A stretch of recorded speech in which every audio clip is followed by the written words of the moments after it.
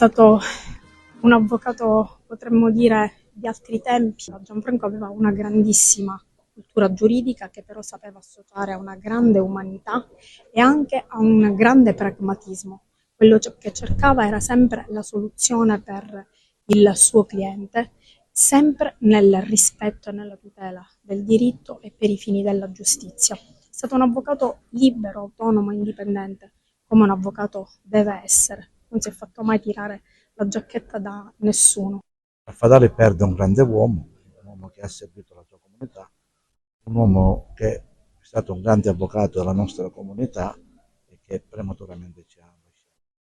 Oggi salutiamo un amico, un compagno, che ha fatto parte, che ha fatto la storia di questo paese. Un uomo legato ai suoi valori, legato ai valori del Partito Comunista, ai valori della società, sempre pensando al benessere degli altri per non lasciare nessuno indietro, lottando assieme per far progredire questa nostra città che negli anni è stata all'avanguardia, sia dal punto di vista culturale sia dal punto di vista della realizzazione delle opere pubbliche.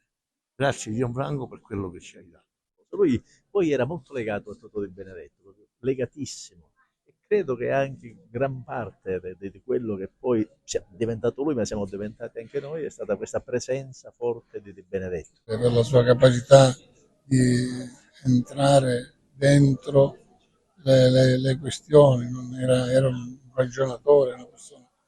Io credo che con la sua scomparsa ci sia un danno per la cittadinanza, perché la politica come la intendeva lui è una politica fatta di cose concrete che guardano alla soluzione dei problemi e soprattutto guardano alla condizione di vita delle persone. Se n'è andato un grande compagno e in tutta la sua vita ha avuto la capacità di essere coerente e anche con una grande tenacia.